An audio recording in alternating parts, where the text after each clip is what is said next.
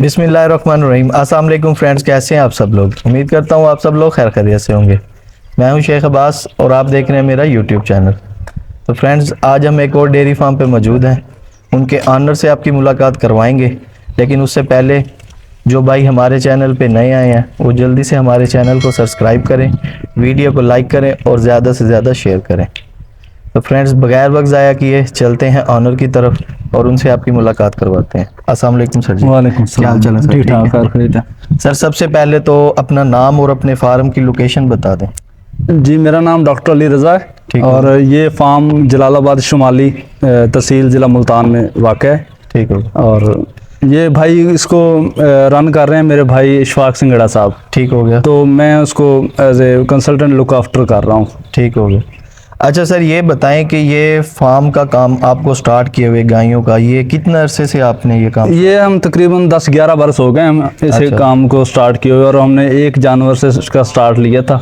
ठीक हो गया। तो आहिस्ता आहिस्ता हम अपनी ब्रीडिंग पे, अपनी नस्ल बढ़ाने पे, अपने ये जो जितने भी आपको जानवर नज़र आ रहे हैं, तो ये हमने अपनी ब्रीड तैयार की है। ये हमने कहीं से लिए नहीं है। एक जानवर से हम ऐड करते करते हम यहाँ तक पहुँचे हैं और हमारा ये इरादा है कि यहाँ पे तकरीबन 50 से 60 जानवर और ऐड करें। 100-150 जानवर का हमारा ये फार्म इंशाल्लाह होगा। मुस्तकबिल में हम इसको, इस फार्म की जो पर डे मिल्किंग यील्ड है उसको 1000 लीटर पे लेके जा रहे हैं। माशाल्लाह सर। अच्छा सर, ये बताएं कि ये जो आपने बताया कि आप जब स्टार्ट किया था तब आपके पास कितने जानवर मौजूद थे? ये स्टार्ट हमने पहले हमारे पास नहीं जानवर थे। ये हमने एक जानवर लिया था। ठीक एक हीफर ली थी। उसे ब्रेड करवा के, उसकी ब्रीडिंग करवा के, तो वहां से हमने ये काम स्टार्ट किया था। एक जानवर से स्टार्ट किया माशाल्लाह। यानी कि एक जानवर से आप यहाँ तक हाँ जी पहुँच गए। लेकिन हमने इसके लिए जो सबसे बड़ी जो इम्पोर्टेंट चीज़ है, 2-3 चीज़ें। एक तो फीडिंग जी। और दूसरा चीज़ है इसकी ब्रीडिंग, आपकी जेनेटिक्स। तो हमने इन दोनों चीज़ों का बड़ा ख्याल रखा, जिसकी वजह से हमें जो मतलूबा जो मेयार है वो हम अचीव करने में कामयाब हुए और हम इस पे और मेहनत कर रहे हैं माशाल्लाह। तो हम फीडिंग पे और ब्रीडिंग पे, इन दोनों चीज़ों पे कोई कम्प्रोमाइज़ नहीं करते। पहले हमारा जो फार्म था वो हमारे पीछे था, वो उसकी जो एनवायरनमेंट था वो इतना अच्छा नहीं था। उसको एनवायरनमेंट को बेहतर करने के लिए ये हमने न्यू जो फार्म है ये न्यू कंस्ट्रक्ट करवा रहे हैं अभी आप। अच्छा सर, ये बताएं अब आप कोई ख़ास जो ब्रीड के ऊपर वर्क कर रहे हैं वो कौन सी नस्ल है और उस नस्ल की क्या बेहतरी, क्या उसके अंदर ऐसी चीज़ें हैं जिस पे आप काम कर रहे हैं? ये बेसिकली ना लोकल और जो आपकी होलिस्टिन फ्रीजन ब्रीड है, उसको दोनों को हम मिक्सचर लेके जा रहे हैं। क्रॉस ब्रेड जिसे हम लफ्ज़ इस्तेमाल करते हैं, ये वो ब्रीड है। ये इसमें इंपोर्टेड एनिमल नहीं है, ना ही लोकल है। हमने इसको सीमन, अच्छे क्वालिटी का सीमन यूज़ करके हम इसको बेहतर, ताकि जो हमारे इन्वायरमेंट, क्योंकि हमारा मुल्तान का टेम्परेचर, बाकी जो आप जहाँ से ये होलिस्टिन फ्रीजन आई है, डच या अमेरिकन, तो वहाँ टेम्परेचर लो होता है, मुल्तान में ज़्यादा है। तो हम अगर इसको लोकल ब्लड इसमें शामिल होगा तो वो इस एनवायरनमेंट का मुकाबला कर सकेंगे। तो इसलिए हम यहाँ इंपोर्टेड एनिमल नहीं रखते, हम इसको क्रॉस ब्रेड कराते हैं ताकि हम ज़्यादा से ज़्यादा मिल्क यील्ड भी ले सकें, अच्छी नस्ल भी हो और साथ में वो इस एनवायरनमेंट का, इस क्लाइमेट का वो मुकाबला भी कर सके। माशाल्लाह। अच्छा सर, ये जो आपने बताया कि लोकल और फ्रीजन जो है, इनका आपने क्रॉस से ये आपने तैयार की ब्रीड, तो इसका सर आपको आगे रिजल्ट किस हिसाब से मिल रहा है? इनका मिल्क जो है वो आपको पर डे कितना मिलता है? सर इस वक्त हम 25+ एवरेज ले रहे हैं माशाल्लाह। पर डे पर एनिमल माशाल्लाह। तो इस हवाले से, और हम इसको कोशिश करें, इस वक्त हमारी जो डेली की मिल्क यील्ड है वो 400 लीटर है। तो हम इसको लेके जा रहे हैं, साथ में हम एनिमल भी ऐड करेंगे और कंस्ट्रक्शन करके तो हम इसको लेके जाएंगे। हमारा टारगेट जो है वो, अगला टारगेट है 1000 litre per day milk yield पे। तो सर इस टाइम अपने पास जो दूध देने वाली गायें हैं वो टोटल कितनी है? वो हमारे पास हैं इस वक्त 25 जानवर हैं। ठीक है। और सर जो प्रेग्नेंट गायें हैं वो कितनी है अपने पास? वो तकरीबन हमारे पास हैं 25+, वो भी इतनी है। यानी कि एवरेज दोनों की सेम? हाँ जी हाँ जी। तो सर इसमें आपका पर डे जो है एक गाय पे, अगर आप एक आइडिया खर्चा कितना आ रहा है, या टोटल आपका पर डे कितना खर्चा आ रहा है? ये समय डिपेंड करता है। हमारे यहाँ जो पिछला ये पूरा 2 साल गुजरे हैं, इसमें जो इंग्रेडिएंट की प्राइस है और जो फीडिंग कॉस्ट है, और जैसे इलेक्ट्रिसिटी का इश्यूज आपके सामने आज का महंगाई, और जो डीजल के अखराजात हैं, जनरेटर वगैरह चलते हैं, या साइलेज की जो बनवाई है, ये काफ़ी, और एग्रीकल्चर एक्सपेंसेस बहुत ज़्यादा हो गए। तो अब इस वक्त हमारा जो इशू है वो ये है कि हम इसको कॉस्ट को हमें समझ नहीं आ रही कि मैनेज किस तरह करना है, यानी कि डिस्टर्ब है। और इसको हम कोई हार्ड एंड फास्ट रूल नहीं है कि हम ये ले रहे हैं पर डे, क्योंकि डेली चेंजेस आ रही हैं प्राइसेस में, तो हमें समझ नहीं आ रही। ओवरऑल जो पर एनिमल जो खर्चा आ रहा है, जो मिल्किंग एनिमल है, वो तकरीबन 1800 से 2000 रुपये पर डे एनिमल पे खर्चा आता है। एक एनिमल पे खर्चा आता है। ठीक हो गया। तो सर ये इतना खर्चा आपका, यानी कि फीडिंग में आप इनको कौन सी ऐसी चीज़ दे रहे हैं जिस पे इतना खर्चा? इसके हम एक तो कंसंट्रेट यूज़ कर रहे हैं, ठीक हो, एक मल्टीनेशनल कंपनी का, और साथ में हम इसके साइलेज आपके सामने ये पड़ा हुआ है, जी। और साथ में हम मिनरल डीसीपी और यीस्ट और बाईपास फैट वगैरह का यूज़ करते हैं। तो हम इन्हें बेहतरीन खुराक प्रोवाइड करते हैं। अच्छा सर ये बताएं कि ये अब आपके पास तकरीबन 50 के करीब एनिमल्स हैं। हाँ जी। इसको कवर करने के लिए जदीद फार्म ने आपने ये तैयार किया, इसमें आपने के पास लेबर कितनी आपको? हाँ, सबसे बड़ा जो अगर हम डेयरी फार्मिंग करते हैं तो सबसे बड़ा जो इशू है ना, वो अनस्किल्ड लेबर का होता है। जी बिल्कुल। तो आपने देखना होता है कि हम इसको कोशिश कर रहे हैं कि जितना हम इसको ऑटो पे लेके जाएं, जिसका इसको मैकेनाइज्ड कर सकें, उतना काम है। उसके लिए हमने इस वक्त इस फार्म पे लेबर सिर्फ 2 बंदे लेबर के तौर पे काम कर रहे हैं, क्योंकि हमारे यहाँ इसमें जो लोकल जो कन्वेंशनल सिस्टम है कि जैसे चारा काट के लाना है, उसको कुतरना है, फिर कुतर के फिर डालना है, तो वो हमने काम खत्म कर दिया। हम टोटली शिफ्ट हो गए हैं साइलेज पे और कंसंट्रेट पे। तो हमारा वो जो काम है, वो लेबर जो एक्सपेंसेस है, वो भी इससे बचते हैं। दूसरा, हमने कन्वेंशनल के मुकाबले में हमने अपने जानवरों को फ्री कर दिया है, तो हमें पानी पिलाना नहीं पड़ता, ये खुद ही अपनी मर्जी से पानी पीते हैं। तो ये भी हमारे एक सिस्टम है। तीसरा जो मेजर लेबर का काम होता है वो होता है मिल्किंग का। तो हमारे पास मिल्किंग मशीन अवेलेबल है, तो हम वहाँ पे करते हैं। तो इसलिए हमने लेबर की जो कॉस्ट है उसको मिनिमाइज किया हुआ है। और हमारे यहाँ क्योंकि इस मुल्क का इशू है कि हमारे जो डेयरी फार्मिंग है इसमें जो अनस्किल्ड लेबर होती है, तो अनस्किल्ड लेबर को काउंटर करने के लिए हम इसको मैकेनाइज्ड पे आ रहे हैं, क्योंकि जितना ह्यूमन एलिमेंट वो कम होता जाएगा, उतना फार्म बेहतर होता जाएगा, फार्म की एफिशिएंसी बेहतर होती जाएगी। अच्छा सर ये बताएं कि अब इस फार्म से अगर कोई न्यू बंदा यानी कि काम स्टार्ट करना चाहता है, हाँ जी, उनको आप क्या मशवरा देंगे कि वो ये काम कितने से स्टार्ट करें, अगर करें तो कौन सा टाइम हो और कौन सी नस्ल रखनी चाहिए, इस बारे में भी थोड़ी सी रहनुमाई बताएं। सबसे पहले यह कि डेयरी फार्मिंग जो है ना, ये रातों रात अमीर होने का फार्मूला नहीं है। ठीक है, एक तो ये हमारे फार्मर को समझ लेना चाहिए। माशाल्लाह, ठीक है। तो ये बेसिकली अगर हम एक टर्म यूज करें तो ये एक टेस्ट मैच है, ये आपने लॉन्ग खेलना है, यानी कि ये 5 दिन की इनिंग है, ये एक 20 ओवर का मैच नहीं है ये। और इसमें सेशन बाय सेशन आपने जिस तरह इंप्रूवमेंट करते जाएंगे आप जीतते जाएंगे। अगर आपने किसी भी मामले में फीडिंग में, ब्रीडिंग में और जेनेटिक्स में, यानी कि जेनेटिक्स सिलेक्शन में और एनवायरनमेंट में किसी मामले में भी आपने नेग्लिजेंसी या नाअहली दिखाई, तो वो आपके पूरा सिस्टम को ले डूबेगा।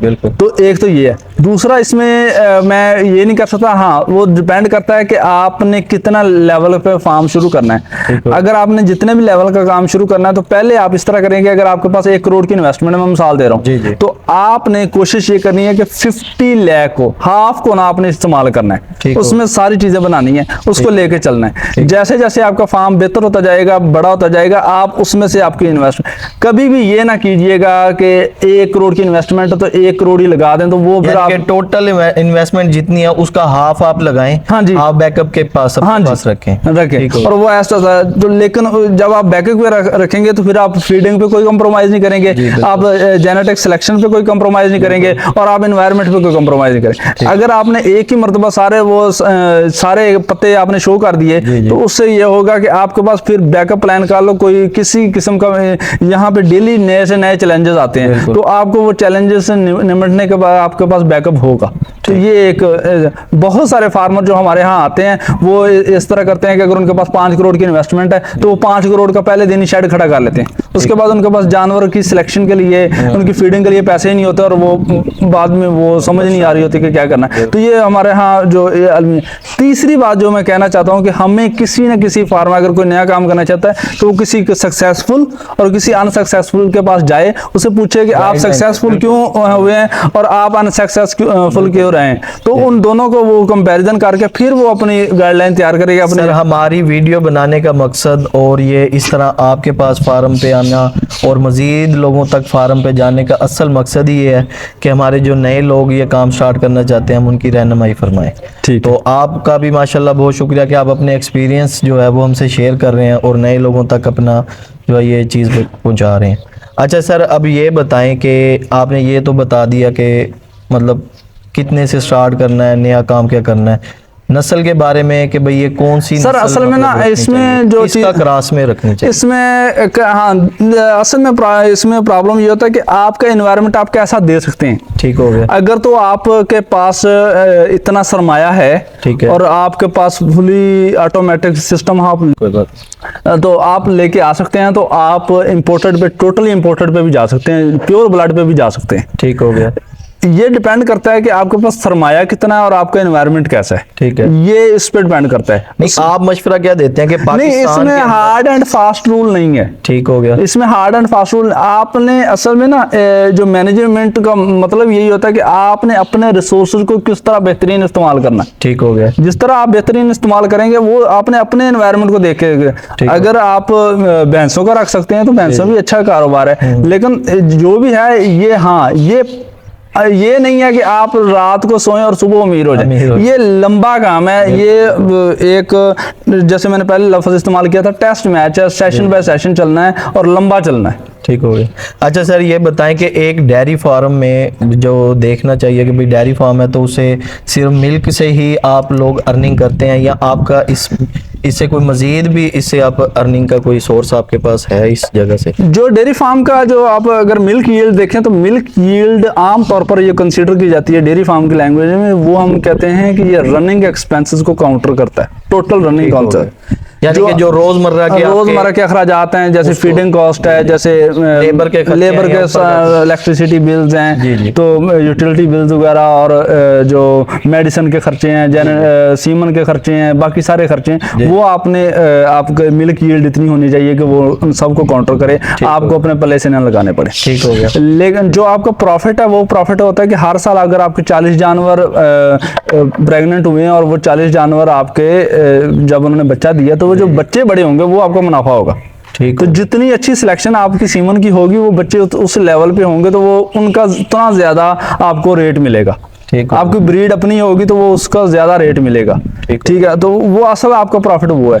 इसके अलावा आजकल जदीद ट्रेंड है, लोग वर्मी कंपोस्ट पे काम कर रहे हैं, जो गोबर है उसको वेस्ट मटेरियल पे नहीं लेके जा रहे, इनके वो बायोगैस प्लांट भी लगते हैं। ठीक है, उसके ऊपर भी काम हो रहा है। उसके अलावा फसलों में भी यूज कर रहे हैं, मैन्योर के तौर पर यूज हो रही है, ऑर्गेनिक जो फर्टिलाइजर के तौर पर। इसके अलावा आपके और भी बहुत सारी इधर आप इधर सोलर सिस्टम लगवा सकते हैं, बायोगैस प्लांट अपने पूरे गांव को दे सकते हैं बायोगैस बना के।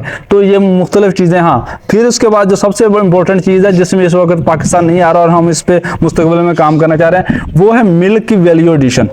ठीक है, आपने रॉ मिल्क को बेचने के बजाय अगर आप उसको प्रोसेस करके उसको देसी घी बना के उसका पनीर चीज़ बना के उसके मुख्तलिफ आइटम्स तैयार करके अगर आप वो बेचेंगे तो वो आपका प्रॉफिट 3 टाइम हो जाएगा, डबल नहीं 3 टाइम ज्यादा हो जाएगा माशाल्लाह। ठीक है, तो हमारे यहाँ पाकिस्तान में अभी तक उस लेवल पे काम नहीं हो रहा, लेकिन अब लोग आस्ते आस्ते आ रहे हैं। आप अगर देखेंगे तो इस पे चीज मेकिंग पे जो, क्योंकि अगर आपने एक्सपोर्ट पे जाना है तो आप प्रोसेस शुदा लेके, आप रॉ दूध इस तरह नहीं बेच सकते, तो आपको वैल्यू एडिशन पे आना पड़ेगा, दूध की वैल्यू एडिशन पे। तो हमारा इंशाल्लाह जब हम 1000 लीटर की प्रोडक्शन पे कर रहे हैं तो हमारा अल्टीमेटली ये भी है कि हम मिल्क की वैल्यू एडिशन पे जाएंगे माशाल्लाह।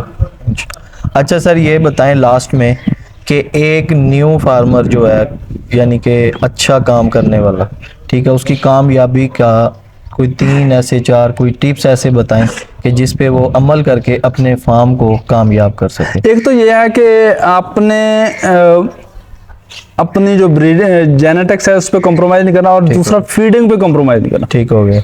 ठीक है, फीडिंग पे और नंबर 1 फीडिंग हो गया। हाँ जी। नंबर 2 मसलन मैं आपको बताता हूँ कि एक फार्म की सक्सेस में 75% शेयर जो है वो फीडिंग का है, ठीक हो गया।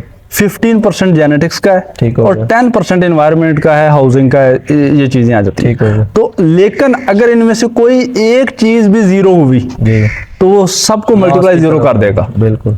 यानी कि अगर आपकी नस्ल बहुत अच्छी है, जी जी। आपकी फीडिंग बहुत अच्छी है, लेकिन अगर आपके फार्म का गोबर ही नहीं आप उठा सकते या उसको साफ सफाई नहीं रख सकते, तो वो अल्टीमेटली मास्टाइटिस वगैरह डिजीजेस वगैरह आएंगी, वो सारा कुछ वो ले जाएंगे, तो जानवर कंफर्टेबल नहीं होगा। नहीं होगा। तो जानवर कंफर्टेबल भी होना चाहिए, जानवर की पेडिग्री भी अच्छी होनी चाहिए, और जानवर को खुराक भी अच्छी ऑर्गेनिक और साफ सुथरी टॉक्सिन से पाक वो आपने देनी है, और पूरा ड्राई मैटर उसका पूरा पूरा करना है आपने। बिल्कुल ठीक हो गया सर, बहुत शुक्रिया। थैंक यू वेरी मच, आपने विजिट किया हमारे फार्म पे, बहुत शुक्रिया। कैसा लगा? अल्हम्दुलिल्लाह सर, बहुत ज़बरदस्त माशाल्लाह। अल्लाह ताला आपको मजीद इसमें कामयाबी और तरक्की अता फरमाए। आमीन सुम्मा आमीन। ठीक हो गया फ्रेंड्स, ये थी आज की वीडियो। उम्मीद करता हूँ आप सब लोगों को आज की वीडियो अच्छी लगी होगी। अपने दोस्त शेख अब्बास को दीजिए इजाज़त, इंशाल्लाह नेक्स्ट वीडियो में आपके साथ मुलाकात होगी। अल्लाह हाफिज़।